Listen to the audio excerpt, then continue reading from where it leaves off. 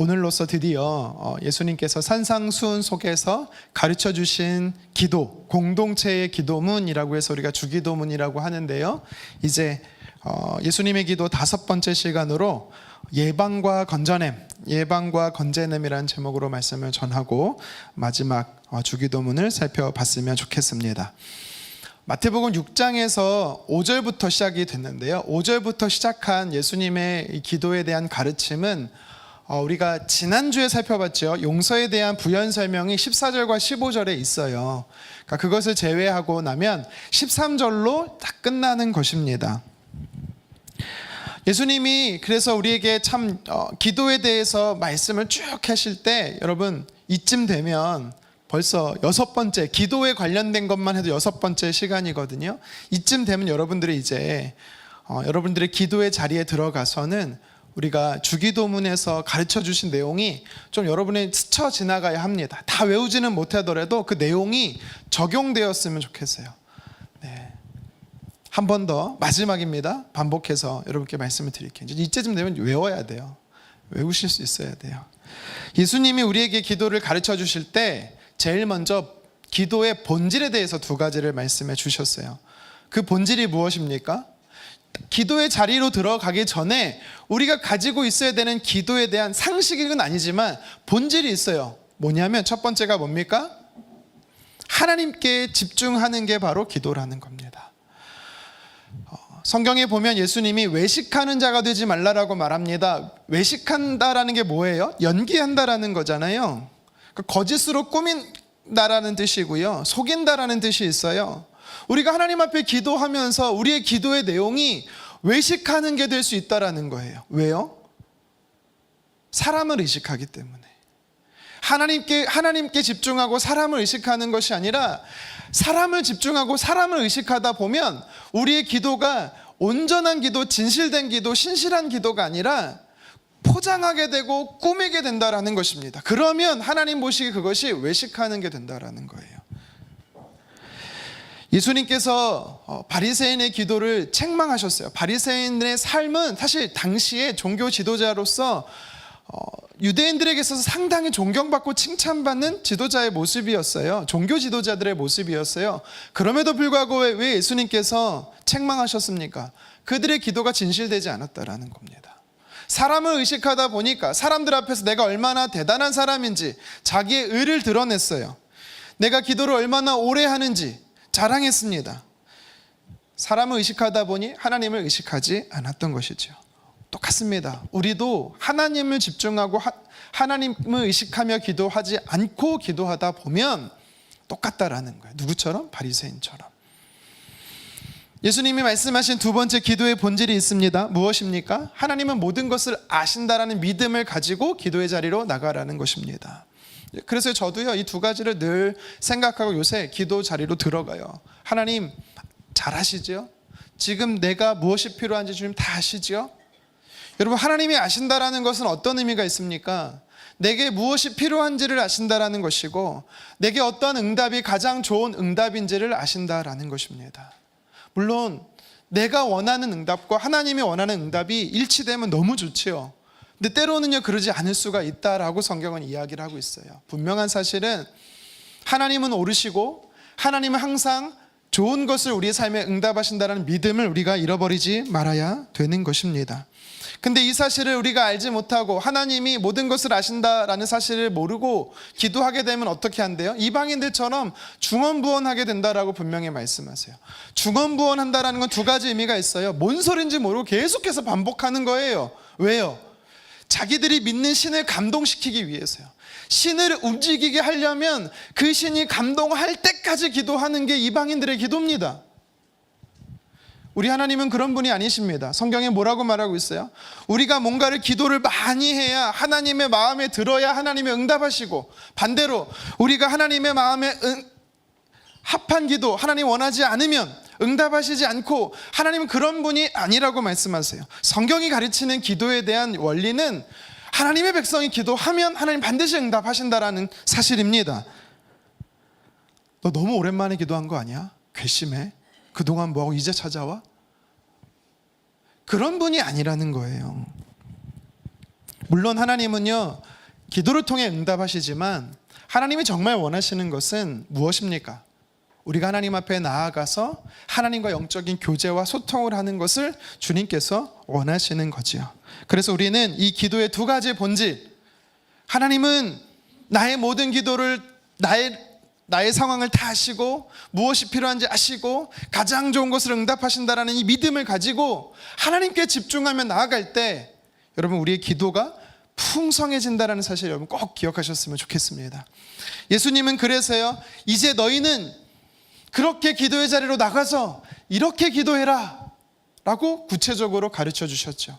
하나님을 향해서 우리가 고백해야 되는 세 가지와 또한 공동체 안에서 나의 유익과 나의 필요를 위해서 구해야 하는 네 가지를 주님께서 가르쳐 주셨어요.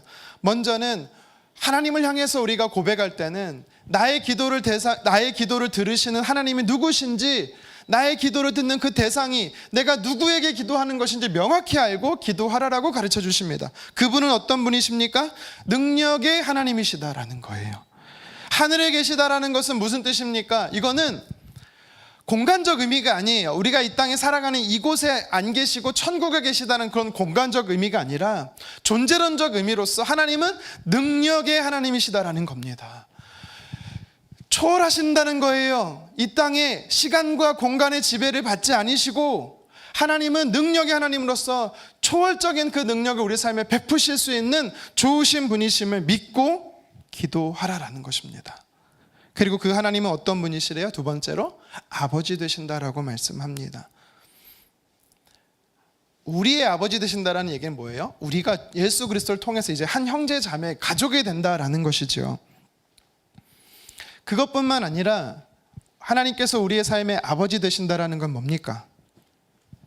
누가복음 15장에 이 탕자와 같이 비록 내가 하나님 앞에 잠시 떠나 있어도 하나님 기쁘게 하지 않는 모습 속에 있다 할지라도 언제든지 우리가 하나님 돌아가면 우리를 거절하지 않으시고 환영하시고 사랑하시는 좋으신 분이시다, 선대하시는 은혜 베푸시는 좋으신 분이심을 믿고 기도하라라고 예수님께서요 가르쳐 주셨어요. 우리 하나님 바로 그런 분이시래요. 그런 분께 우리는요 이렇게 기도해야 되는 겁니다. 첫 번째가 뭡니까? 하나님의 이름을 거룩히 여기는 거죠. 이거는 하나님을 찬양하는 고백으로부터 우리의 기도가 시작돼야 된다라는 거예요. 내 삶에, 우리의 삶의 현장에 일하시고 역사하신 하나님이 어떤 분이신지를 우리는 고백해야 되는 거예요. 하나님께서 직접적으로 내 삶에 이런 삶을 은혜를 베푸셨으면 잊어버리는 것이 아니라 기억하는 겁니다. 기억함으로 하나님은 내 삶에 이렇게 일하셨다라고 고백하는 거예요. 하나님께서는요 우리의 고백을 기뻐하세요. 여기서 중요한 사실은 뭡니까? 내가 하나님을 높여야만 하나님이 높임을 받고, 반대로 내가 하나님의 이름을 높이지 않으면, 내 삶에 일하신 하나님을 기억지 못하고 고백하지 않으면 하나님이 영광을 받지 못하고 낮아지시는가? 그렇지 않다라는 겁니다. 저와 여러분들은 원래 이사야 말씀에 보면 하나님을 찬양하기 위해서, 하나님께 영광 올려드리기 위해서 창조되었다라고 말씀하세요. 우리가 하나님을 찬양할수록, 하나님께 영광 올려드릴수록 우리는요 그 창조의 목적에 부합하는 삶을 살게 되는 겁니다. 다시 말하면요, 왜 사는지, 무엇을 위해 살아야 되는지 정체성이 분명해진다라는 거예요. 삶이 명확해진다라는 거예요. 혼란스럽고 복잡하고 이해 안 되는 삶에서 하나님을 하나님을 찬양해 보세요. 하나님을 높여 보세요. 그러면 그럴수록 내가 살아가는 이유가 분명해진다라는 거예요. 우리는 이해가 안 될 수는 있지만 이게 성경의 가르침입니다. 우리가 하나님을 높이는 게요 우리에게 유익합니다. 하나님을 높이는 거는 성경에 뭐라고 말합니까? 우리가 하나님을 높일 때 하나님이 저와 여러분들을 존귀하게 여기신대. 저는 이게 두 가지가 같은 거라고 저는 생각해요. 우리의 존재의 목적을 발견하고 살아가는 이유를 발견하게 되고 살아갈 소망이 생기고 기쁨과 감사가 언제 생기느냐? 하나님을 높이기 시작할 때 우리에게 부어진다라는 거예요. 왜요? 하나님이 우리를 존귀하게 여기시기 때문에요. 두 번째로 우리가 무엇을 위해 기도하라고 합니까? 하나님의 나라를 위해서 기도하래요. 하나님의 나라가 임하도록. 하나님의 나라가 임한다라는 것은요 먼저는 하나님을 내 삶의 주인으로, 왕으로 모신다라는 겁니다. 그래서 하나님께서 다스리시고 통치하시도록 기도하는 거예요. 그 영역이 어딥니까? 내 마음이 될 수 있어요. 우리의 가정이 될 수 있고요. 우리가 살아가는 일터, 교회가 될 수 있습니다. 모든 영역이 하나님이 주인 되시고 왕이 되어 주셔서 하나님께서 다스리시고 통치하실 수 있도록 우리는 기도하는 겁니다. 이건 주도권을 하나님 앞에 드리는 거예요. 이어서 하나님의 뜻을 놓고 기도해야 합니다. 하늘의 뜻이 이 땅에 이루어지도록. 이것은 어떤 영역이냐, 무엇을 이야기하는 거냐면, 하나님의 나라는 주도권의 영역이면 하나님의 뜻은요, 순종의 영역이에요. 내 뜻이 있어요. 내 생각과 내 계획이 있습니다. 그런데 내 뜻과 내 계획은요, 하나님의 뜻과 하나님의 계획 속에 있음을 인정해야 되는 겁니다. 그래서 우리는요, 하나님의 말씀대로 살아가기를 순종하는 것이 하나님의 뜻을 이루는 거고요, 그것이 곧 하나님을 기쁘시게 하는 거고 하나님께 영광 올려드리는 삶이 되는 것입니다. 이렇게 먼저 우리가 나의 기도를 들으시는 하나님 앞에 우리가 이렇게 세 가지를, 먼저 하나님을 찬양하고 하나님의 통치와 다스림을 위해 기도하고 내가 순종하겠다라는, 하나님의 뜻대로 살겠다라는, 내 삶의 우선순위가 하나님의 뜻이 되도록 하겠다라는 믿음의 고백 속에, 그리고 나서 나의 삶에 필요한 네 가지를 놓고 기도하라고 예수님이 가르쳐 주시는 거예요. 무엇이었습니까? 첫 번째가 뭐였어요?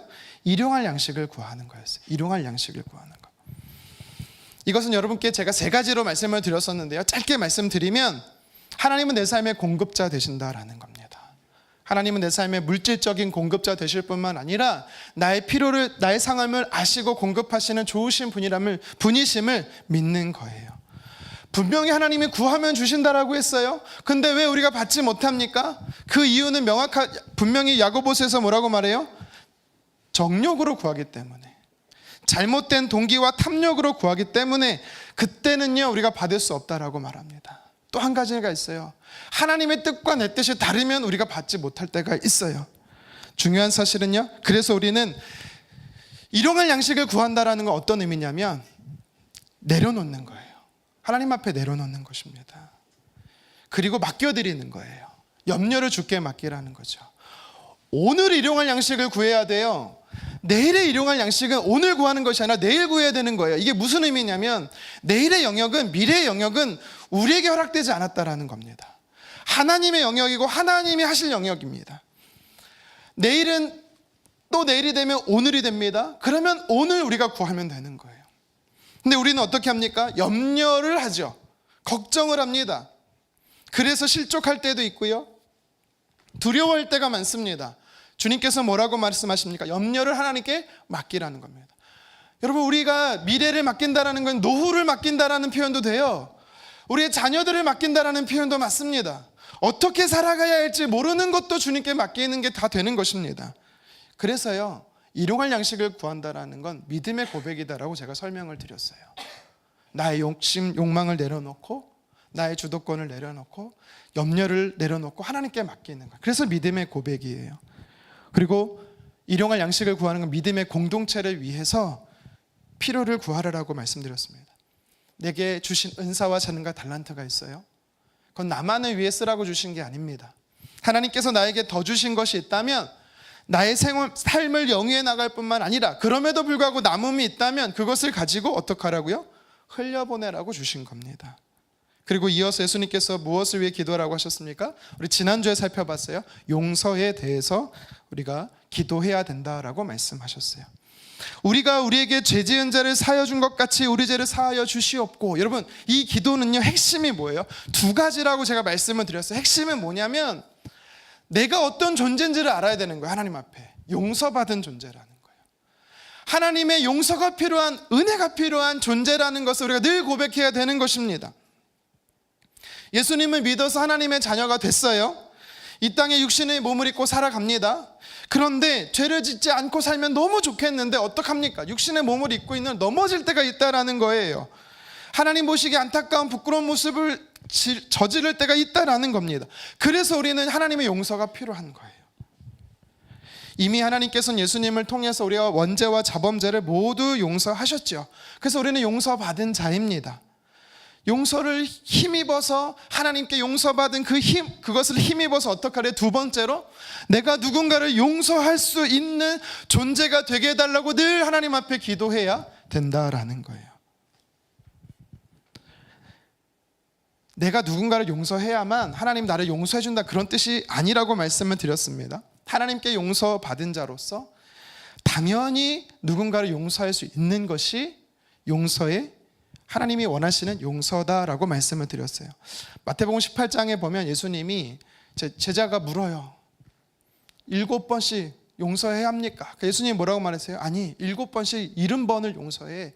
490번을 용서해라는 뜻이 아니라 완전수 7번에 완전수 70번을 얘기하면 계속 용서하라는 거죠. 그러면서 이어지는 마태복음 18장에 한 비유를 들었어요.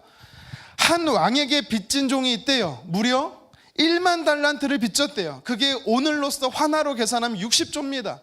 60조를 빚진 자가 있대요. 어떻게 개인이 60조를 빚질까요? 어쨌든 중요한 사실은 불쌍히 여겨서 왕이 그 종을 긍휼히 여겨 탕감해 줬다라는 거예요. 엄청난 용서를 받았죠. 셀 수 없는 용서를 받았다라는 거예요. 근데 성경은 보니까 그 용서함을 받은 자가 집으로 돌아가면서 한 사람을 만나요. 자신에게 100데나리온 빚진 자를 만납니다. 그러면서 하는 말이 당장 갚으라고. 갚지 않기에 어떻게 합니까? 옥에 가두죠. 100데나리온은 지금으로 이야기를 하면 한 1,000만 원에서 2,000만 원 정도입니다. 물론 큰 돈이에요. 하지만 자기가 용서받은 거에 비하면 아무것도 아니었습니다.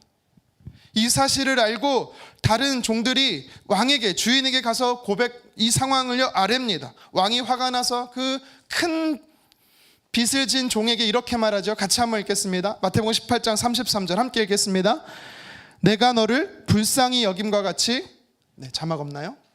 제가 읽겠습니다. 내가 너를 불쌍히 여김과 같이 너도 내 동료를 불쌍히 여김이 마땅하지 아니하냐 하고. 마땅하다라는 거예요. 무슨 말이에요?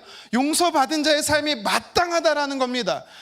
그리스도인이라면 예수님을 통해서 예수님의 십자가와 부활을 믿는, 그래서 원죄도 용서받고 자범죄도 용서받은 자의 삶에 마땅한 삶이 있다라는 거예요. 그게 뭐예요?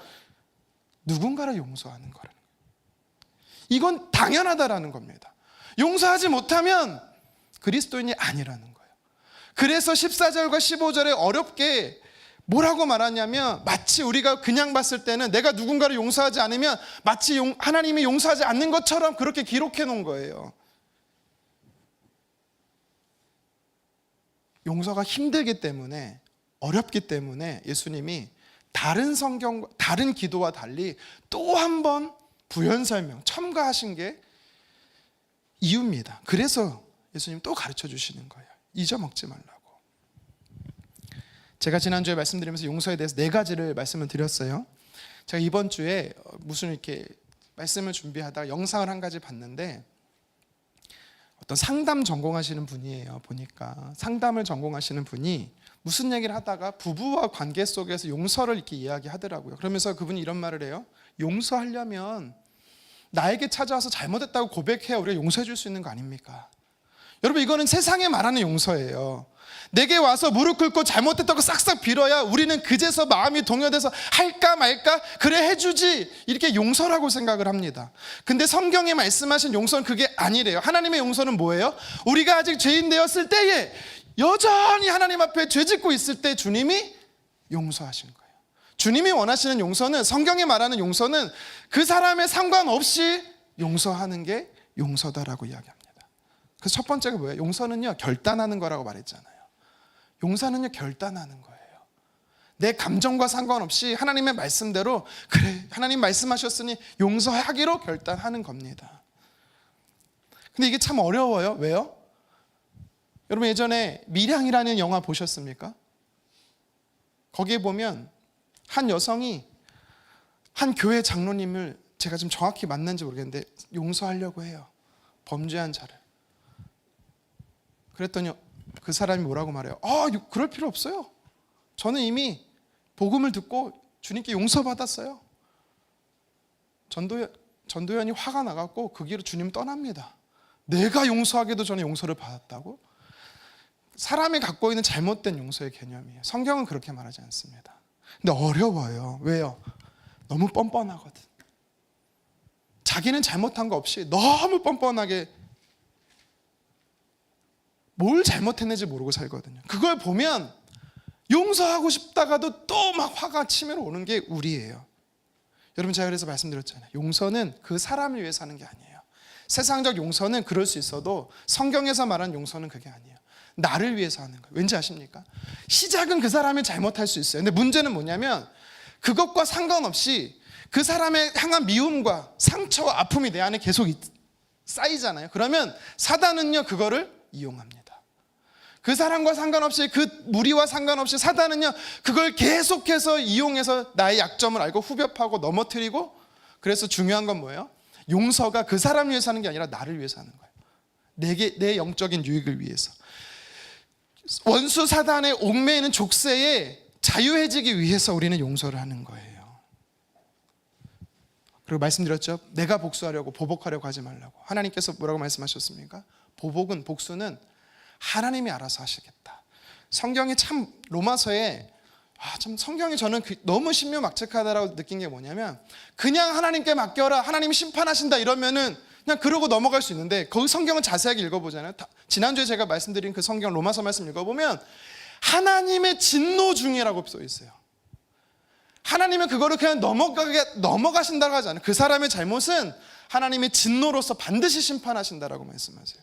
하나님 때가 되면, 마치 주님 재림 예수님께서 다시 오시면 이 땅을 심판하신다라고 말씀하셨던 것처럼, 하나님은 반드시 나에게 잘못한 사람, 그 사람의 잘못을 진노로서 심판하시겠다라고 말씀하세요. 그래서 여러분들이 보복하려고 하지 마십시오. 반복해야 돼요. 계속해서, 점진적으로 계속 용서를 해야 돼요. 왜냐하면 용서했어요. 은혜를 받고 용서를 했어요. 또 보잖아요. 막 화가 올라와. 저 문딩이 자식도. 네, 여러분 집에 있는 아니고요. 네. 계속 나는 괜찮았다, 괜찮아진다, 막 이렇게 마인드 컨트롤 해도, 기도해도 또 그 상황에 맞닥뜨리면 마치 스위치가 눌러진 것처럼, 버튼이 눌러진 것처럼 막 화가 쓴뿌리가 올라옵니다. 그래서 그때마다 우리는 어떻게 해요? 반복적으로 또 용서하기로 결정해야 되는 것입니다. 용서는 마음으로만 하는 게 아니라고 말씀드렸어요. 행동으로 실천하는 거라고 얘기를 했어야 어떻게 실천해야 됩니까? 생각으로, 마음으로부터 거절해야 돼요. 그런 생각이 들 때마다, 마음이 들 때마다 예수 그리스도 이름으로 대적해야 하고 쫓아내야 되는 겁니다. 그리고 삶에서요, 입으로 비방, 무리들 앞에서 비방하지 마세요. 혼자 험담하지 마세요. 저주하지 마십시오. 축복하라고 분명히 주님 말씀하셨습니다. 여러분, 용서하기 힘든 사람 저주하지 마시고 축복하십시오. 왜요? 그 사람이 받을 준비 안 되면 고스란히 나에게 돌아온다고 했습니다. 저주도 그 사람이 받을 준비 안 되고 축복도 받을 준비가 안 됐으면 고스란히 나에게 돌아온다는 거예요. 저는 그래서 주님 장수하게 해주십시오. 주님 사업에 성공하게 해주십시오. 돈 많이 벌게 해주십시오. 사실 저는 그렇게 돈 많은 건 원치는 않은데 적당하게 네, 축복합니다. 받을 준비가 돼 있으면 받는 거고, 안 되면 나에게 돌아오는 거예요. 여러분, 그래서 우리는 용서를 그렇게 해야 되는 것입니다. 이제 본론으로 들어가겠습니다. 오늘 말씀으로 본론으로 들어갈게요. 예수님께서요, 공동체 안에서 나의 필요를 위해 구하는 세 번째와 네 번째의 유익함에 대해서, 기도의 유익함에 대해서 이야기를 하고 있어요. 우리 13절 상반절 다시 한번 읽겠습니다. 시작. 우리를 시험에 들게 하지 마시옵고 다만 악에서 구하시옵소서. 아멘. 두 가지를 놓고 기도하라고 주님이 또 가르쳐 주시지요. 그 중에 한 가지, 전체 나의 필요를 위해 기도하는 세 번째이면서 오늘 본문이 말하는 첫 번째가 뭡니까? 시험에 들지 않도록 기도하는 것입니다. 시험에 든다라는 건 뭐냐면 시험에 빠진다라는 거예요. 그래서 빠지지 않도록 기도하라라는 것입니다. 그래서 저는 이 기도를 예방적 기도라고 여러분에게 소개하고 싶어요. 우리가 사는 이 세상은요, 예수님께서 처음 오심으로, 초림하심으로부터 하나님의 나라가 시작이 되어서 주님이 언젠지 모르지만 다시 오실 때 하나님 나라가 완성됩니다. 그래서 우리는 이미와 아직 사이에 하나님 나라에 살아가고 있는 거예요. 불안정한 거 아니에요. 불안정한 게 아니라 이 기간 동안에 하나님께서 허락하신 게 있어요. 뭔지 아십니까? 원수 사탄이 잠시 활개를 치도록 하나님께서 허용하셨어요. 물론 그 허용은 네 맘대로해가 아니라 하나님의 주도권과 하나님의 뜻 안에서 허용하신 거예요. 그래서 우리가 살아가는 이 시대는요, 원수 사단이 특별히 그리스도인들을 계속해서 공격합니다. 여러분, 이 사실을 알고 영적 긴장감 속에서 우리는 살아야 돼요. 나도 모르게요, 상처 준 사람은 없는데 상처 준 사람은 없어도 혼자 걸려 넘어지는, 다시 말해 실족이라고 표현하죠. 실족하게 되는 경우가 너무나 많아요.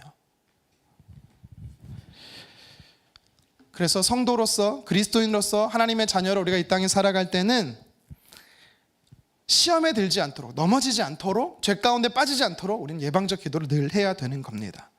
성경을 보면 여러분 시험이라는 단어를 보게 되실 겁니다.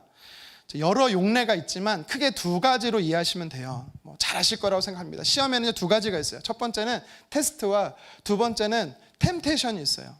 네. 테스트는 어떤 뜻이냐면 시험을 보다 할 때 그 시험을 왜 보는 거예요? 중간고사, 기말고사, 요새 이제 고등학생들은 이미 중간고사 받고 중학생들은 이제 중간고사를 보는데 시험이 왜 있는지 모르겠대요. 힘들다라는 거죠. 근데 우리가 그 시험을 왜 봅니까? 하나님께서 우리의 삶 안에요 테스트할 때가 있어요. 왜요? 믿음을 훈련시키기 위해서요. 실전에서 우리의 믿음이 발휘될 수 있도록 하나님은 우리의 삶에서 테스트할 때가 있다라는 거예요. 마치 아브라함에게 그 아들 이삭을 바치라고 말씀하신 것처럼 하나님 우리 삶에도요 납득이 안 되고 이해가 안 되는 상황에 우리를 두실 때가 있다라는 겁니다. 버리신 게 아니에요. 우리를 포기하신 게 아닙니다. 궁극적인 목적이 있어요. 어떻게 해요? 믿음을 붙잡아 주시기 위해서, 믿음을 성장하기 위해서 하나님 우리를 그래서 테스트하시는 분이세요. 하지만 원수 사단은 우리를 테스트하지 않습니다. 원수 사단은 우리를 템트합니다. 유혹하고 넘어뜨려요. 무슨 뜻이냐? 하나님에게서 멀어지도록, 죄 가운데 빠지게 하도록 계속해서 유혹해서 넘어뜨린다라는 거예요. 이 두 가지의 구분을 우리가 하실 수 있어야 돼요. 근데 성경은 우리가 다 시험이라고 써있기 때문에 좀 모호하게 우리가 다 똑같은 걸로 받으시면 안 되고, 이렇게 생각하시면 돼요. 죄 가운데 넘어지게 하고 하나님에게서 멀어지게 하고 실족하게 하는 모든 상황은 무엇이다? 사단이 주는 시험이다라고 이해하시면 되겠습니다. 그래서 오늘 본문 13절에 예수님께서 시험에 들지 않게 기도하라라고 말씀하시는 건 뭐냐면 바로 원수 사단이 하나님의 백성들, 자녀들을 유혹해서 넘어뜨리려고 하는데 이 상황에서 예방적 차원에서 늘 기도하라라고 가르쳐 주시는 거예요. 우리는요, 아까도 말씀드렸지만 이 시험에 자유롭지 못해요. 직분이 있다고 시험이 없는 거 아니에요. 신앙의 연수가 오래됐다라고 시험이 없는 게 아닙니다. 시험이 누구에게도 찾아옵니다. 거기서 우리가 이길 수도 있고요, 질 수도 있어요. 이기게 되면 하나님께서 허락하시는 영적인 복, 축복을 우리는 받아 누리게 되는 것입니다. 하지만 그것을 져서 넘어지게 되면 그 복을 누리지 못하게 되는 거예요. 신앙의 중간지대는 없습니다. 중립지대는 없어요. 주님을 기쁘시게 하든지 주님이 원수 사단에게 넘어져서 주님의 마음을 아프게 하든지 둘 중에 하나예요.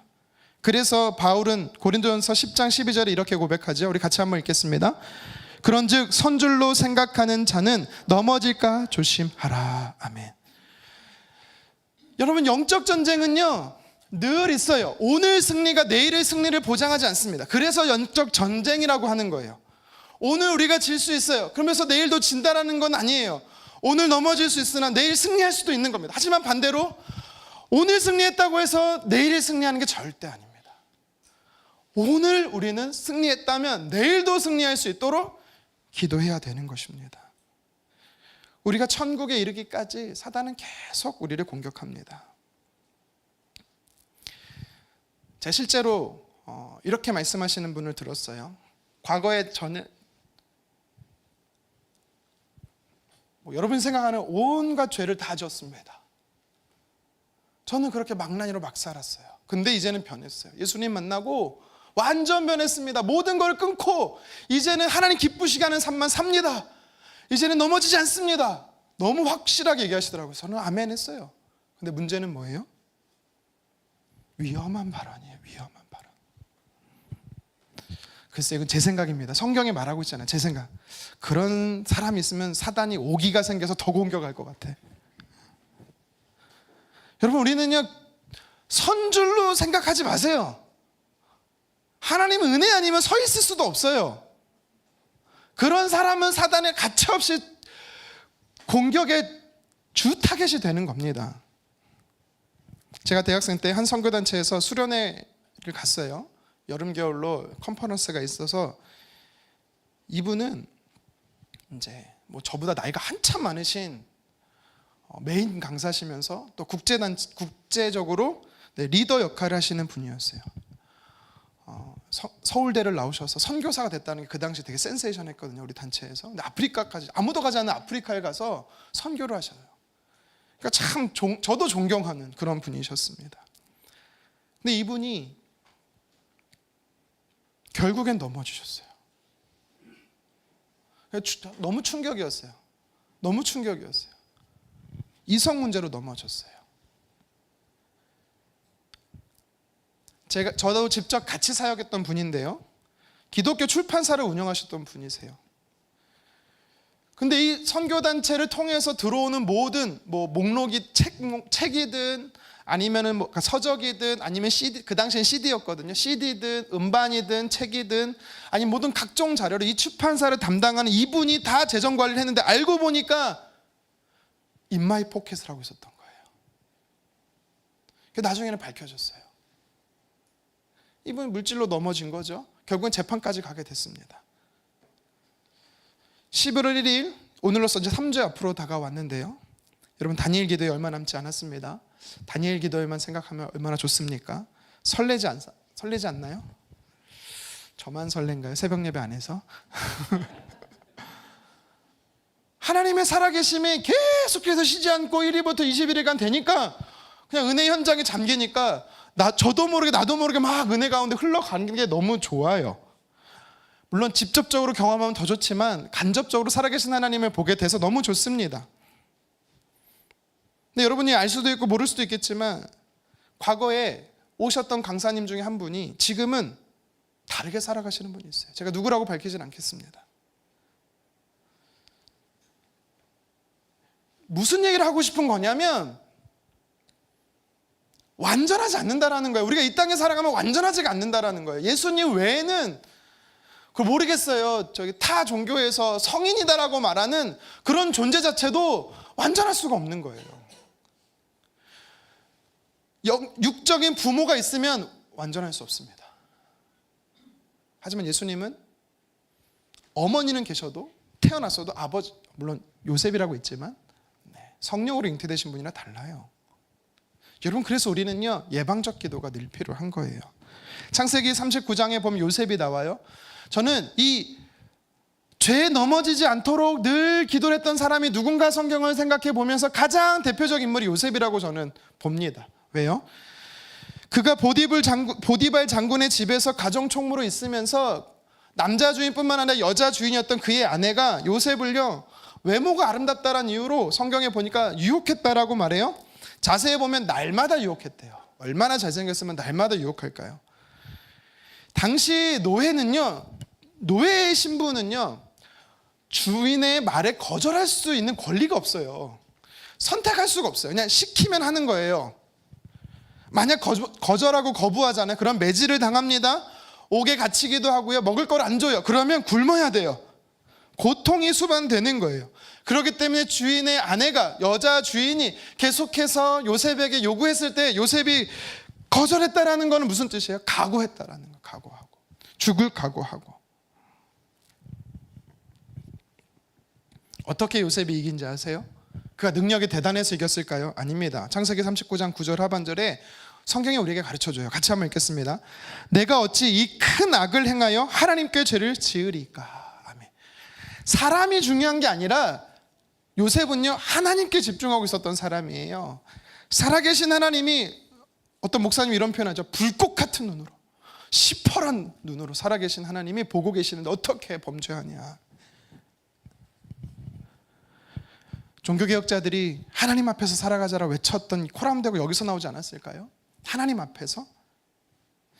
이거는 하루아침에 자동적으로 생기는 게 아닙니다. 훈련되지 않으면 어려워요. 요셉은요 하루아침에 된 게 아니라 꾸준히 늘 하나님 앞에 기도했어요. 하나님 도와달라고. 하나님 저를 보호해 달라고. 이러한 시련과 이러한 환난과 이러한 고난 속에서 빠지지 않고 이겨낼 수 있도록 하나님 도와달라고 그는 늘 기도했던 사람임을 우리는 알 수가 있어요. 그래서요, 예수님께서 말하는 거예요. 늘 기도하라고. 왜요? 영적 습관을 가지라는 것입니다. 우리는 이렇게 간혹 생각합니다. 하나님 도와달라고 했는데 왜 도와주지 않으세요? 하나님 도와주지 않으셔서 제가 죄지어서 넘어졌잖아요. 여러분, 이렇게 생각하시는 분 혹시 있으세요? 잘못은 본인이 해놓고선 책임을 하나님께 전가하는 것이요, 무책임한 사람입니다. 대표적인 게 뭐예요? 에덴 동산에 하나님 굳이 선악과를 더 갖고 먹을 줄 알았으면 아예 주시지 않으면 되잖아. 여러분, 그렇게 생각해 본 적 없으세요? 믿음이 다들 좋으셔서 저는 신학교 가자마자 교수님께 제일 먼저, 신대원 대학교인지 대학원이 제 기억이 안 나는데 신학교 들어가자마자 교수님께 제일 먼저 했던 질문이, 손 들고 했던 질문이 이거예요. 왜 하나님은 선악과를 만드셔서? 네. 무지함으로 질문한 거죠. 결론부터 얘기하면 선악과는 우리에게 유익한 겁니다. 네, 여기까지만 하고 궁금하면 제자 훈련을 받으세요. 하나님 도와주세요. 우리가 하나님은 어떻게 생각하는지 아세요? 하나님 도와주세요 하면 그 죄의 연장이 물리적으로 사라진다라고 생각합니다. 그런 거 아니에요. 물론 하나님의 능력은 물리적으로 다 없앨 수도 있어요. 하지만 늘 그렇게 하나님은 반응하시는 분이 아니십니다. 하나님이 하시는 방법이 뭔지 아세요? 깨닫게 하세요. 야, 그거 아니라고. 그거 내가 기뻐하지 않는다고. 하나님께서는 분명히 성령을 통해서 우리 안에 깨닫게 하세요. 근데 우리가 어떻게 해요? 알면서도 거절하는 거죠. 하나님의 뜻을 알면서도 거절하는 겁니다. 하나님의 뜻이 우선이 아니라 내 뜻이 우선이 되는 거예요. 우선순위가 바뀌다 보니까 넘어지는 겁니다. 아담과 하와가 몰랐을까요? 하와는 그래도 간접적으로 하나님의 뜻을 들었다 치더라도, 아담은 어떻게 했습니까? 직접 들었어요. 하나님께서 아담에게 직접 얘기했어요. 아담아, 먹지 마 라고 분명히 말씀하셨어요. 먹으면 죽을 거야 말씀하셨지만 그가 어떻게 합니까? 하나님의 뜻을 알고도 그의 아내의 말을 들은 거예요. 여자 말 잘 들어야 돼요. 아내 말을 잘 들어야 되지만 하나님 뜻에서 아니면 듣지 말아야 됩니다. 이거 말 이상한데, 이거 준비된 멘트가 아니라서. 여성의 말은 잘 들어야 됩니다. 그래야 행복합니다. 네. 세상 사람도 양심이란 게 있어요. 이게 죄인지 아닌지 알아요. 하나님의 사람은 어때요? 양심만 있는 게 아니라 성령이 계세요. 성령이 계시다라는 건 무슨 뜻이에요? 탄식하시는 하나님이 계시다라는 거예요. 그것을 따라가는 나의 모습을 보면서 하나님이 울면서 탄식하신다라는 겁니다. 근데 우리는 어떻게 해요? 못 본 채하고 넘어가는 거죠. 하나님 뜻을 무시하는 겁니다. 하나님 앞에서 살아가기를 포기하는 거죠. 그래서 야고보서 1장 13절에 성경은 이렇게 말씀하는 겁니다. 우리 같이 한번 읽겠습니다. 사람이 시험을 받을 때에 내가 하나님께 시험을 받는다 하지 말지니 하나님은 악에게 시험을 받지도 아니하시고 친히 아무도 시험하지 아니하시느니라. 하나님은 유혹을 받지도 유혹하지도 않는 분이시다라고 분명히 말씀하고 계세요.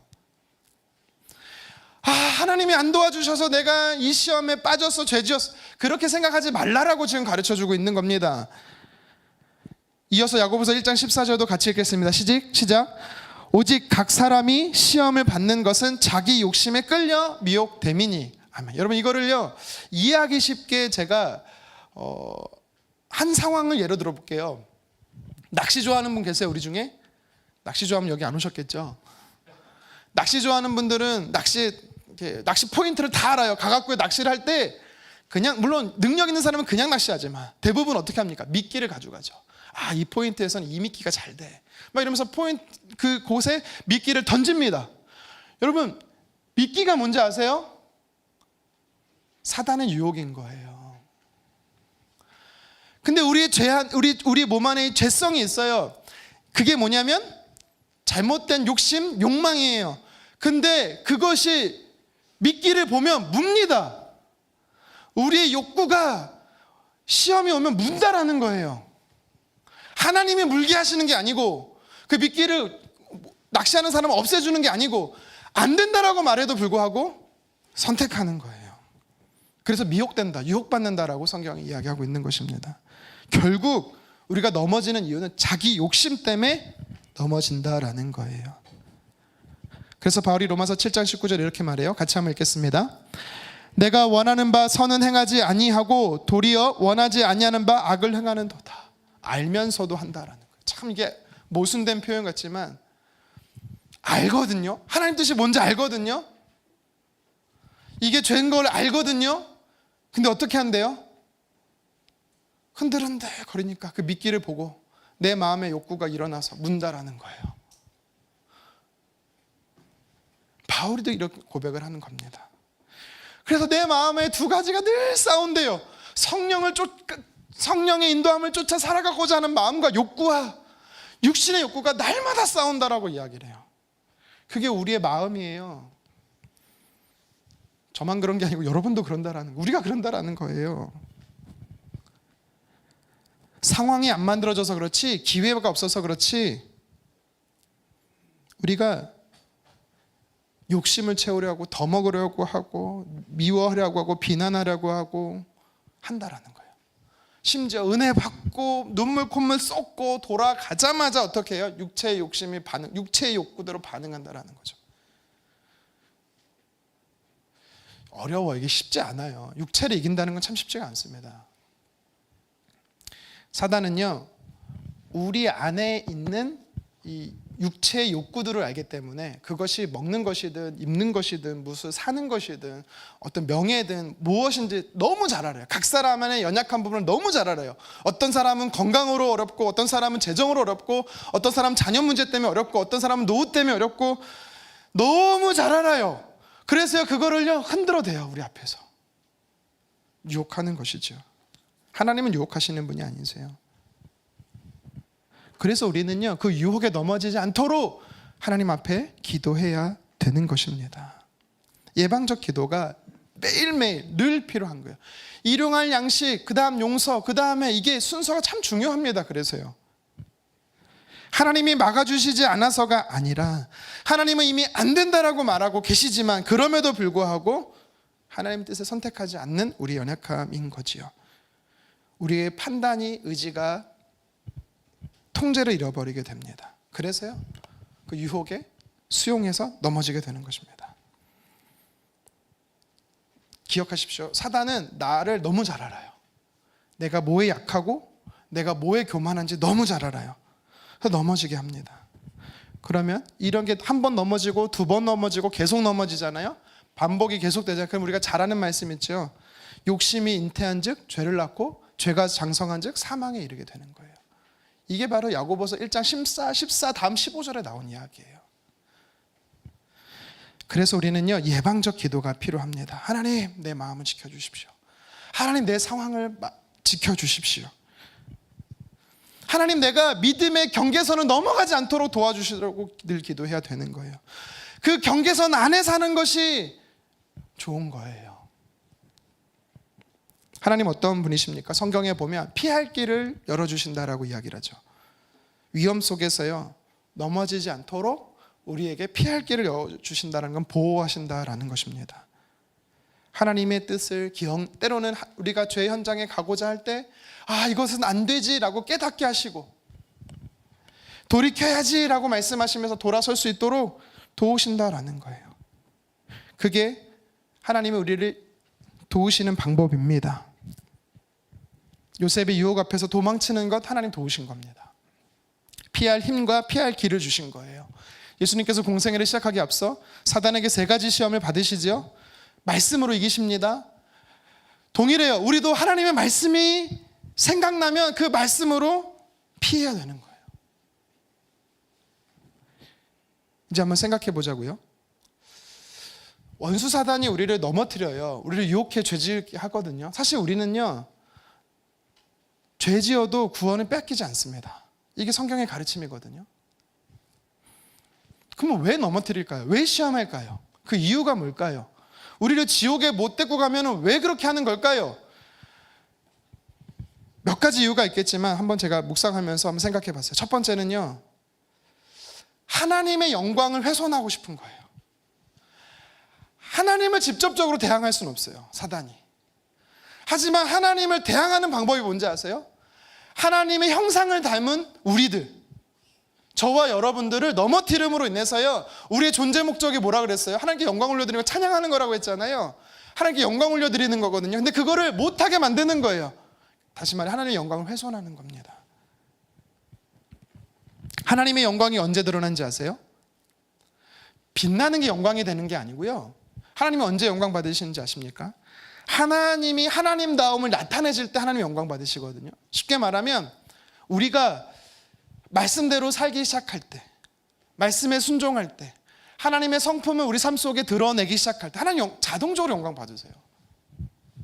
근데 보십시오, 원수 사탄은요 우리를 넘어뜨려요. 그럼 죄 가운데 우리가 빠져요. 그러면 하나님 앞에 우리가 하나님다움을 드러내지 못하는 거죠.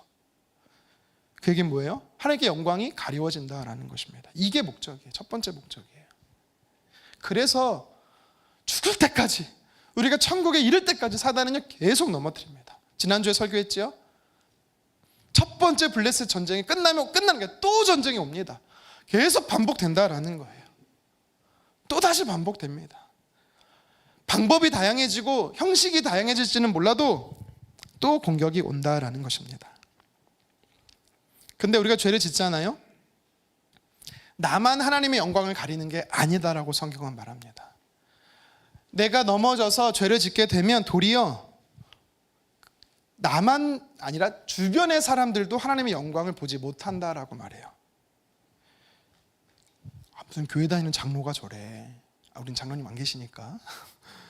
뭐 권사람에, 안수집사람에, 뭐 성도람에, 목사람에 뭐 저래. 나랑 뭐 다를 게 없어. 마태복음 5장 16절에 예수님 뭐라고 말씀하셨어요? 착한 행실을 통해서, 다시 말해 빛과 소금으로 살아내면 하나님의 영광을 돌릴 뿐만 아니라 너의 그 모습을 통해서 사람들이 하나님 앞에 영광 돌리게 하라라고 분명히 예수님 말씀하셨거든요. 근데 우리가 넘어지잖아요. 뭐 본인 잘못이든 뭐 연류가 됐든 중요한 사실은 그로 인해서요 세상 사람들이 하나님께 영광을 돌리는 게 아니라 도리어 영광이 가리워진대요. 다윗이 우리아의 아내 밧세바를 범했어요. 왕임에도 불구하고 죄를 지었습니다. 나단 선지자가 찾아와서 다윗에게 이렇게 말했어요. 우리 같이 한번 읽겠습니다. 사무엘하 12장 14절 상반절 함께 읽겠습니다. 이 일로 말미암아 여호와의 원수가 크게 비방할 거리를 얻게 하였으니. 아멘. 대적들이, 당신의 원수들이, 이방 사람들이 당신 때문에 하나님을 향해서 비방거리가 생겼다. 영광을 가리워졌다라고 이야기하는 겁니다.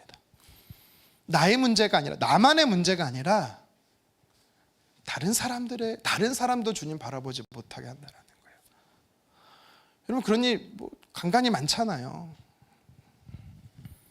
대표적으로 어떤 교회 목사님이 어떤 잘못을 해서 이런 일이 있었다. 미국의 제일 큰 교회였던 윌리크릭 교회 목사님도 저 그 책 읽고 뭐 감동받고 막 그랬는데, 그 책을 쓸 당시에도 사역자, 여자 사역자하고 불륜을 일으켜서 잘못하고 교회 소찬하고, 그로 인해서 성도들이 떠나요, 교회를. 그로 인해서요 그 교회만 떠나는 게 아니라 하나님을 떠나요. 하나님의 영광이 가리워지는 거죠.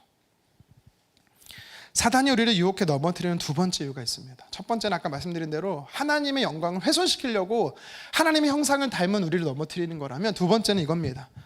우리가 하나님에게서 멀어지게 하려고. 하나님에게서 멀어지게 한다는 건 뭐냐면 하나님 뜻대로 살아가지 못하도록 하는 겁니다. 하나님은 우리에게 이 땅에 보내신 이유와 목적이 있어요. 그냥 태어나는 게 아니고요, 각 사람의 부르심의 사명이 있습니다. 여러분 그냥 태어나는 사람은 없어요, 절대로. 분명한 목적을 가지고 이 땅에 우리가 알지 못할 뿐이지 있어요. 근데 사단은 어떻게 합니까?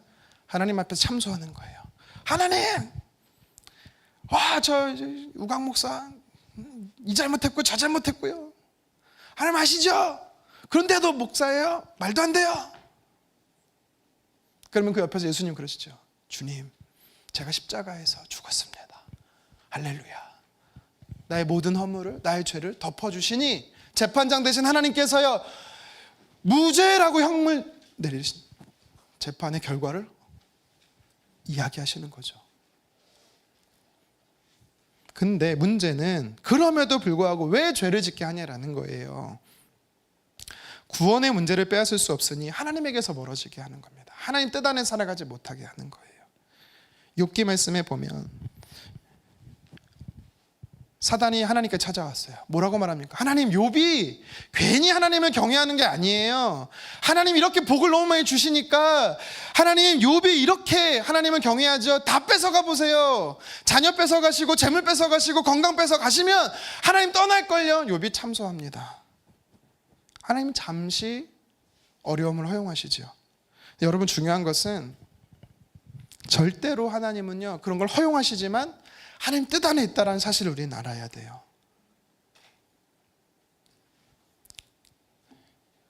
근데 우리는 어떻습니까? 조금만 어려워지면 하나님 어떻게 이럴 수 있냐고, 저에게 이러시면 안 된다고 원망하고 비평하죠. 마치 광야 이스라엘 백성들처럼 애굽으로 돌아가겠다고. 그런 존재가 사실 우리예요. 하나님의 자녀답게 살지 못하는 우리 연약함이 너무나 큽니다. 그래서 사단은요 계속해서 넘어뜨리는 거죠. 이럴 때가 있어요. 하나님께서 잘못한 것이 아님에도 불구하고 스스로 잘못하고 실족해서 하나님께 실망하는 경우가 있습니다. 또 반대로 자기의 잘못이 너무 크다라는 걸 깨달아요. 그러면 하나님 앞에 돌아와야 되는데 어떻게 생각하냐면 이런 죄는 하나님 절대 나를 용서 못할 거야. 나라도 나를 용서 못해. 하나님도 나 용서 못할 거야 라고 잘못 오해하는 사람도 있어요.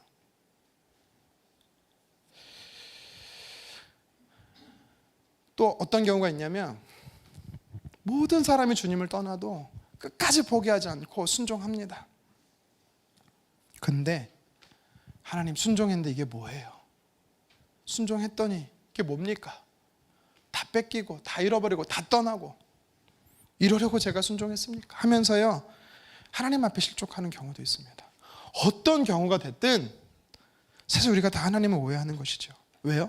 사단이 불신하게 하는 거, 하나님을 신뢰하지 못하게 만드는 겁니다. 이게 사단의 목적입니다. 우리를 넘어뜨리려고 하는 목적이에요. 지옥은 사실 글쎄요, 지옥이라는 곳은 물론 하나님의 자녀가 아닌 사람들은 다 가겠지만 사단이 머물러야 되는 곳인데 계속해서 하나님의 자녀들을 끌고 가려고 그러는 거죠. 물론 끌고 갈 수도 없습니다. 하지만 이 땅에서 하나님 자녀답게 살지 못하도록 부끄러운 구원을 얻도록 하려고 계속 그러는 거예요. 여러분들 이것만 기억하십시오. 하나님은 항상 옳으십니다. 사단의 유혹도 시험도 하나님의 절대 주권 안에 있습니다. 잠시 잠깐 허용하시는 이유는요 딱 한 가지예요. 하나님이 합력해서 선을 이루시기 위해서, 하나님이 전화위복시키시기 위해서 잠시 허락하시는 거예요. 욥의 고백을 통해 우리는 알 수가 있습니다. 우리 욥기 23장 10절 같이 한번 읽겠습니다. 그러나 내가 가는 길을 그가 아시나니 그가 나를 단련하신 후에는 내가 순금같이 되어 나으리라. 아멘. 하나님을 직접 공격할 수 없으니 그의 백성인 자녀들을 공격합니다.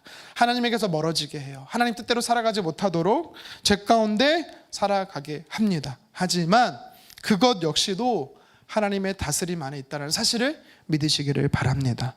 그래서 우리는 죄에 빠지지 않도록 늘 예방 기도를 해야 하는 것이지요. 교만해서는 안 돼요. 하나님, 저는 넘어지게 너무 쉬운 존재임을 고백하고 하나님 은혜 아니면 살아갈 수 없는 자임을 여러분 우리는 늘 고백해야 되는 겁니다. 여러분, 알코올 중독자들이 있어요. 알코올 중독이 있어요. 도박 중독이 있어요. 마약 중독이 있어요. 성 중독이 있어요. 그 밖에 여러 일 중독도 있고 많아요. 여러분, 우리 몸은요 이미 원죄로 인해서 중독되었던 몸이에요. 그렇기 때문에 여러분 가만히 두잖아요. 우리 몸이요 저절로 주님 따라가는 게 아닙니다. 여러분 가만히 살아보세요. 말씀 안 듣고 말씀 예배 안 드리고 가만히 살아보십시오. 우리는요 무게중심이 어디로 쏠려있다고? 죄로 쏠려있다니까요. 그래서 우리가 무엇을 해야 되냐면 예방적 기도를 할 때는요 환경을 만들면 안 돼요. 술을 끊었다는 사람에게 술자리를 가라, 너 끊었으니까 죽으라고 하라는 거예요. 마약 중독자는요 마약을 끊을 수가 없대요. 평생. 그게 마약 중독자들이 하는 말이잖아요. 5년이 됐고 10년이 됐고 그 이상이 됐기에 나는 괜찮아? 여러분, 예수님의 제자 베드로가 뭐래요? 모든 제자들은 주님 버리고 다 떠나도 주님 절대 저는 떠나지 않겠습니다. 그렇게 호언장담하던 그 역시도 예수님 3번 부인합니다. 장담할 수가 없는 겁니다. 그래서 제일 좋은 건 기도하면서 환경을 만들지 않는 겁니다. 잠언 6장 27, 28절 같이 한번 읽어보겠습니다. 사람이 불을 품에 품고서야 어찌 그의 옷이 타지 아니하겠으며 사람이 숯불을 밟고서야 어찌 그의 발이 되지 아니하겠느냐. 이게 무슨 말이에요? 불을 품었어요. 그러면서 뭐래요? 나는 안 타. 불구덩이에 걸어가고 있어요. 나는 내 발이 멀쩡해. 비상식적인 이야기죠. 절대 그럴 수 없다라는 겁니다. 환경에 가 있으면 이길 수가 없다라는 거예요. 그래서 뭐라고 성경은 말합니까? 생각이나 상황을 만들지 말라라는 것입니다.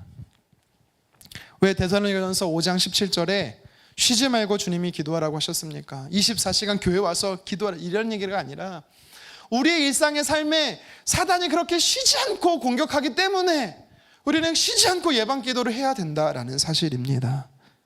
원수가 쉬지 않기 때문에 우리는 쉬어도 안 돼요. 물론 우리 하나님도 쉬지 않습니다. 주무시지 않고 졸지 않으세요.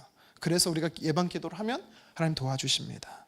계속해서 예수님께서 이렇게 기도하라고 하시면서 우리에게 필요한 4번째 기도, 오늘 본문에서 말하는 2번째 기도가 있습니다. 무엇이냐면 악에서 건져냄을 위해서 기도하라라고 이야기를 해요.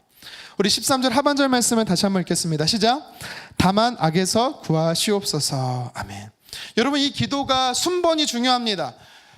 죄에 넘어지지 않도록 예방하는 기도 다음에 이 기도를 하라라고 말하고 있는 거는요, 우리가 죄에 빠질 수 있는 상황이 있다라는 거예요. 내가 아니어도 우리 주변에 우리 지체들이 누군가가 죄에 빠질 수 있어요. 그래서 뭐라고요? 건져냄을 위해서 기도하라고 이야기하고 있어요. 그래서 시험에 들지 않게 하는 기도는 예방적 기도로서 미래적 기도라면, 악에서 건져내달라고 말하는 것은요, 구출적인 건져냄의 기도면서 현재적 기도예요. 이미 엎드려진 물 어떻게 다시 주워 담을 수 있겠어요?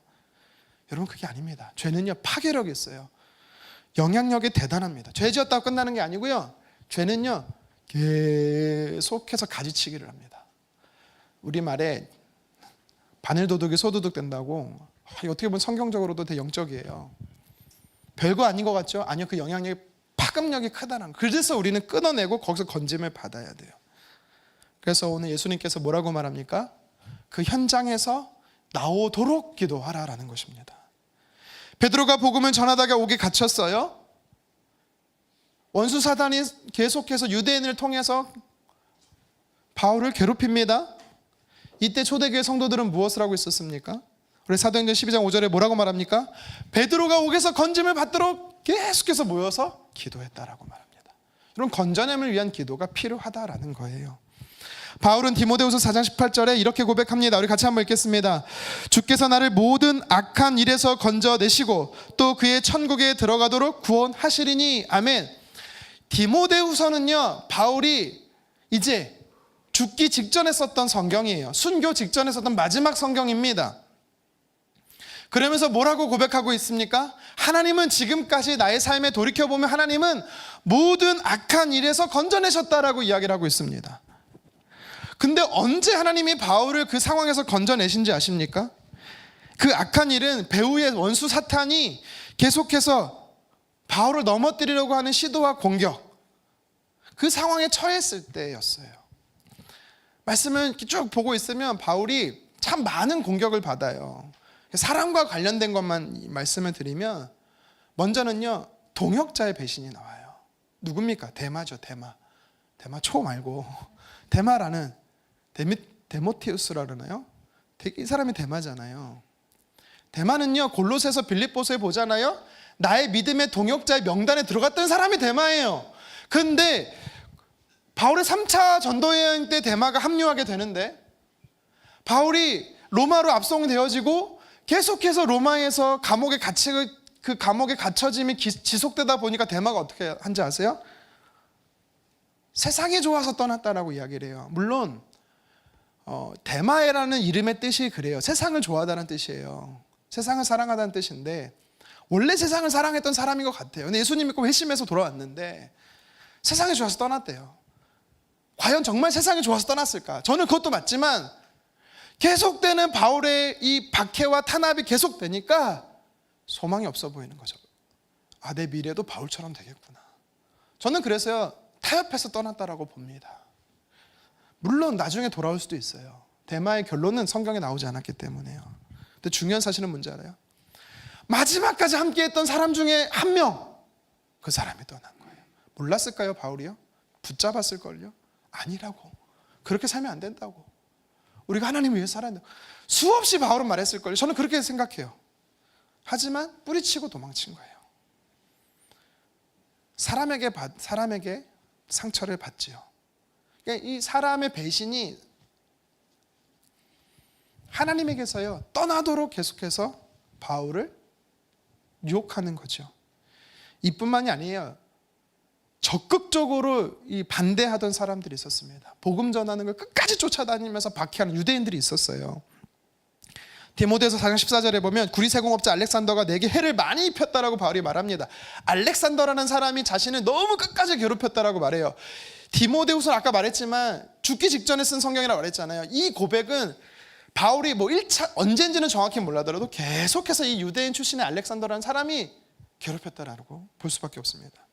성경에 제가 유대인이라는 걸 먼저 말해서 죄송한데요. 성경에 이 알렉산더라는 사람이 여러 명 나오는데 이 바울과 연계된 사람은 두 사람으로 줄여볼 수가 있어요. 첫 번째 사람이 어디 나오냐면 디모데 1장에 나와요. 1장 20절 같이 한번 읽겠습니다. 그 가운데 후메네오와 알렉산더가 있으니 내가 사탄에게 내준 것은 그들로 훈계를 받아 신성을 모독하지 못하게 하려 함이라. 아멘. 이게 무슨 말이냐면 에베소 교회 안에 후메네오라는 사람이 있었고 알렉산더라는 사람이 있었는데 이들을 출교시킨 거예요. 바울이. 왜 교회에서 내쫓은지 아세요? 잘못된 사상으로 계속해서 교회를 내란을 일으켰거든요. 분란을 일으켰어요. 영지주의라고 말하죠. 그노시스라고 말하는 당시 이단 사상을 퍼뜨린 거예요. 마치 우리 교회 안에서 신천지처럼 뭐 하나님의 교회처럼 아니면 안식의 교처럼 이게 맞다라고 성도들에게 계속해서 잘못된 복음은 이건 복음도 아니죠. 이단 교리를 전하니까 제가 어떻게 해요? 출교시켜버린 거예요. 교회에서 나가라고 한 거예요. 근데 문제는 뭐예요? 그 알렉산더라 사람이 계속해서 쫓아다니면서 바울을 복음을 괴롭힌 거예요. 막은 거죠. 만약 이 사람이 맞다면 교회에서 출교당한 사람일 거예요. 근데 이 사람보다 저는 이 사람이 더 이건 저 개인적인 생각입니다. 그래서 제가 유대인이라고 말한 건데 또 다른 알렉산더가 성경에 보니까 어디 나오냐면 사도행전 19장에 나와요. 이 에베소에서 복음을 전하다가 어떤 일이 생겼냐면 우상을 만들지 마십시오. 우상은 죄입니다라고 바울이 얘기를 해요. 그랬더니 은으로 우상을 만들었던 사람들이 막 반란을 일으켜요. 소동이 일어난 거예요. 그래서 막 폭동이 일어납니다. 그래갖고 막 예수 믿는 사람들 유대인들을 막 잡아 죽이려고 하는 거예요. 왜냐하면 이방인들은 유대교든 그리스도교든 다 똑같은 걸로 알았거든요. 그래서 유대인들이 큰일 났다. 우리도 공격받는다 해갖고 어떻게 성경에 보니까 유대인의 대표로 알렉산더가 나와서 해명을 합니다. 근데 사람들이 믿지 않는 거예요. 유대인 출신의 알렉산더가 나와요. 만약 이 사람이라면 끝까지 바울을 쫓아다니면서 복음을 전하지 못하도록 괴롭혔을 수도 있겠다라는 저의 합리적 의심입니다. 그래서 제가 유대인이라고 말한 거였어요. 누가 맞는지는 정확히는 모르겠습니다. 근데 분명한 사실은 복음을 전할 때마다 가는 곳곳마다 쫓아다니면서 괴롭히고 신고하고 전하지 못하도록 하는 사람이 있었다라는 거죠. 세 번째로 바울에게 이 괴롭히는 사람들이 있어요. 괴롭히는 사람이 아니라 하나님에게서 멀어지게 하는 사람들이 있었어요. 누구냐면 교회 공동체였어요. 교회 공동체. 아이러니하죠. 교회 공동체가 기도하고 후원하기도 하지만 때로는 바울을 외롭게 홀로되게 소외되게 했습니다. 디모데후서 1장 15절 같이 한번 읽어볼까요? 시작. 아시아에 있는 모든 사람이 나를 버린 이 일을 내가 아나니 그 중에는 부겔로와 허모게네도 있느니라. 아멘. 여기서 말하는 아시아가 어디냐면 에베소 교회가 있었던 소아시아 지역, 지금의 투르키, 터키를 이야기하는 겁니다. 트르키에는 원래 그런 땅인가 봐요. 제가 트르키에를 가봤는데 소피아 성당이 있어요. 수백 년 동안 하나님을 예배하던 장소거든요. 근데 이곳이 뭐로 바뀐지 아세요? 알라를 숭배하는 모슬렘 성전이 되어버린 거예요.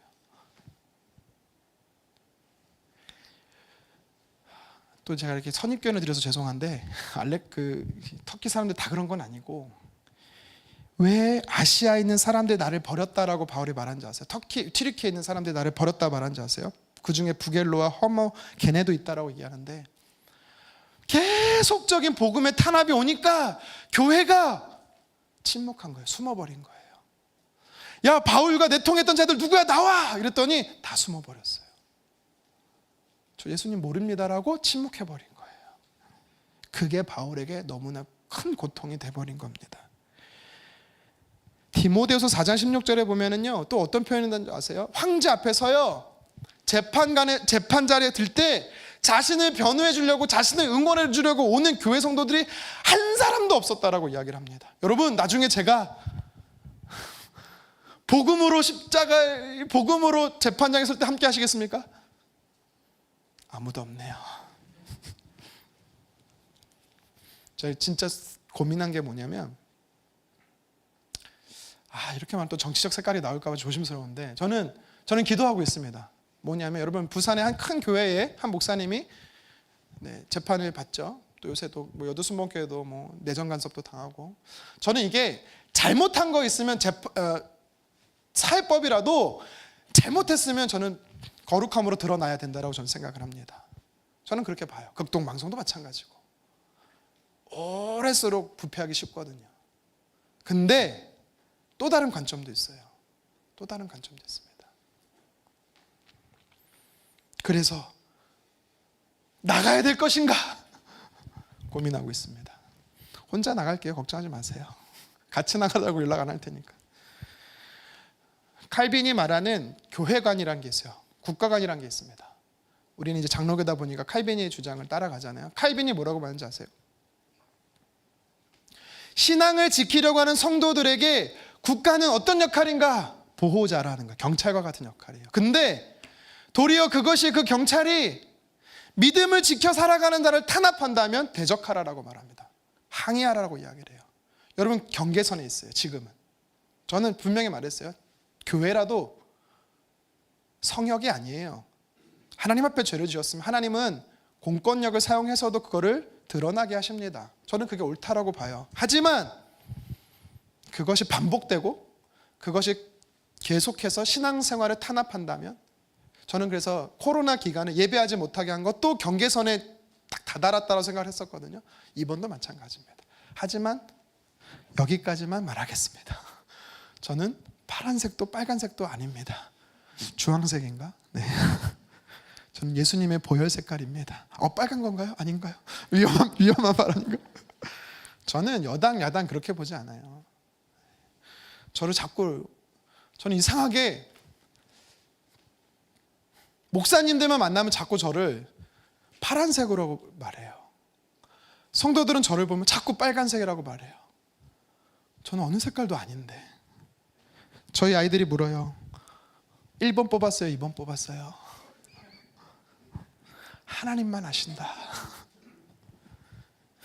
저의 기준은 세상의 정치가 아닙니다. 하나님 나라의 법이에요. 하나님 나라가 법이 이 땅의 법보다 상위 개념입니다. 여러분, 이거를 알아야 돼요. 믿는 사람이 배신하고 떠납니다. 계속해서 복음을 전할 때마다 괴롭게 하고 힘들게 하는 사람들이 나타나요. 함께 기도했던 성도들은 탄압 앞에 침묵하고 도망칩니다. 여러분, 그러면 저라도 속상하고, 속상한 정도가 아니라 주님, 제가 이러려고 사역했을까요? 라고 말할 것 같아요. 교회는 너를 포기했어. 성도들도 다 너를 버리고 도망갔어. 그런데도 하나님 앞에 믿음을 지키는 너의 꼬라지는 이게 뭐야? 감옥에 갇혀서 조금 있으면 너는 죽음을 왕 앞에서 이제 처형을 당하는 참수밖에 없어. 뭐하라고 예수님을 믿니? 라고 계속해서 사단은요 참소하는 겁니다. 그때마다 바울이 뭐랍니까? 나를 건져주셨다. 하나님 나를 건져주셨다. 디모데서 4장 17절 같이 한번 읽겠습니다. 시작. 주께서 내 곁에 서서 나에게 힘을 주심은 내가 사자 입에서 건짐을 받았느니라. 여기서 말한 사자는요, 말 그대로 물리적 그냥 그런 사자가 아니고 원수 사탄의 공격에서 건져 주셨다라고 말해요. 근데 뭐라고 말합니까? 주께서 내 곁에 서서 나와 함께 하심으로 힘을 주셨대요.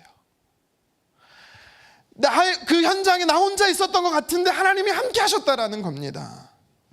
사도행전 16장에 보면 바울이 2차 전도여행 중에 복음을 전하다 빌립보의 감옥에 갇혀요. 그때 바울은요, 신라와 함께 뭘 하고 있었습니까? 찬송하고 있었고 기도하고 있었습니다. 그때 흔들렸어요. 옥문이 열렸어요. 하나님이 거기 같이 계셨던 거예요.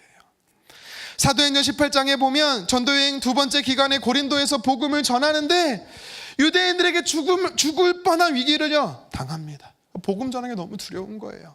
그래서 그 밤에 기도합니다. 성경에 뭐라고 말하는지 아세요? 밤의 환상 중에 하나님께서 찾아오셨대요. 바울에게 말했어요. 바울아, 두려워하지 마. 계속해서 복음을 전해. 이곳에는 내 백성이 많아. 놀랍지 않습니까? 아직 전하지도 않았는데 하나님 백성들이 될 사람들이 있대요. 구원받을 백성들이 많다고. 그 확신을 받고 나서 바울이 어떻게 하는지 아세요? 1년 6개월 동안 교회를 세우고 복음을 계속해서 전했어요. 왜요? 하나님께서 두려워하지 말라고 말했거든요. 너를 해칠 사람이 없어라고 하나님 말씀하시니까 자신감이 넘쳐서 복음을 전했던 겁니다.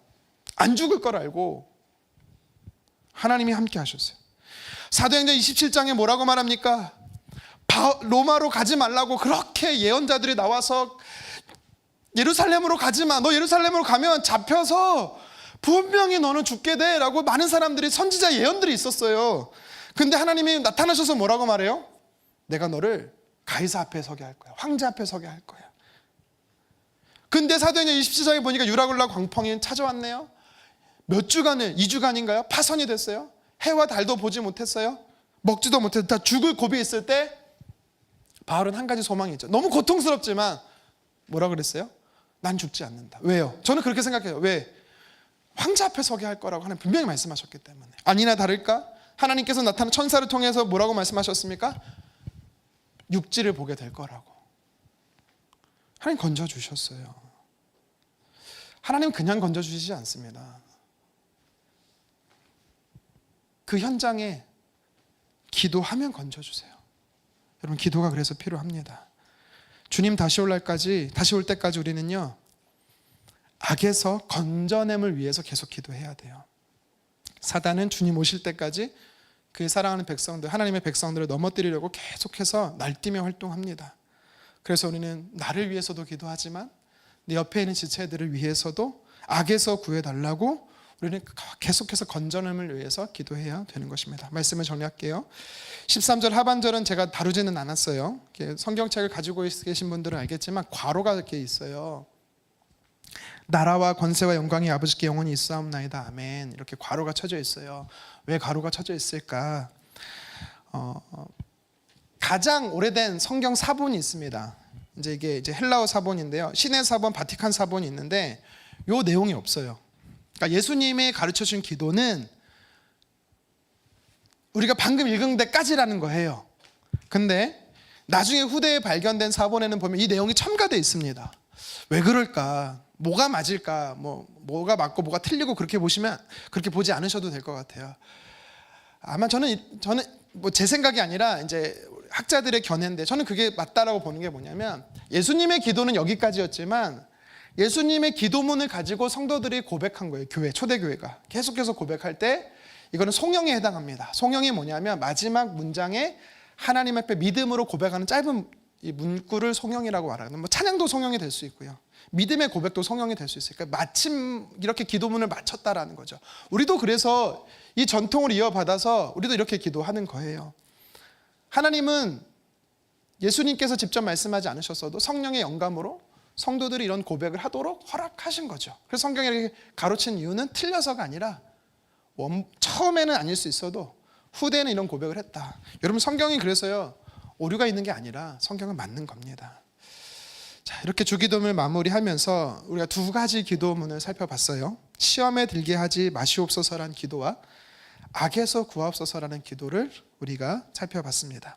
예방적 기도와 건져냄의 기도를 예수님께서 하라라고 이야기해 준 것입니다. 원수 사탄은 하나님의 백성인 우리를 오늘도 넘어뜨리려고 합니다. 우리의 약한 부분을 계속해서 건드려요. 우리가 뭐가 약한지를 알고 계속해서 미끼를 던집니다. 근데 우리는 육체는 어떻게 해요? 그걸 계속 물려 그래요. 그걸 물지 않도록 하는 게 뭐예요? 예방적 기도입니다.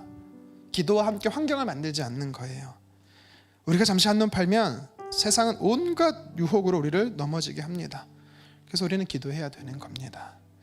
예방적 기도뿐만 아니라 내가 혹여라도 어떠한 연약한 영역에 넘어져 있다면 그것이 반복돼 있어서 내 힘으로 나올 수가 없다면 여러분 어떻게 기도해야 돼요? 건져내 주시도록 기도해야 되는 것입니다.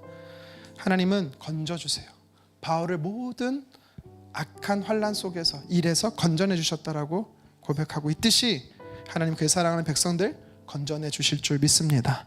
그래서 오늘 예수님이 가르쳐 주신 기도, 예방적 기도로 시험에 들게 마시도록 기도하고 건져냄의 기도로 악에서 구해달라는 기도를 매일의 삶 속에서 늘 하는 저와 여러분 되기를 주님의 이름으로 축원합니다.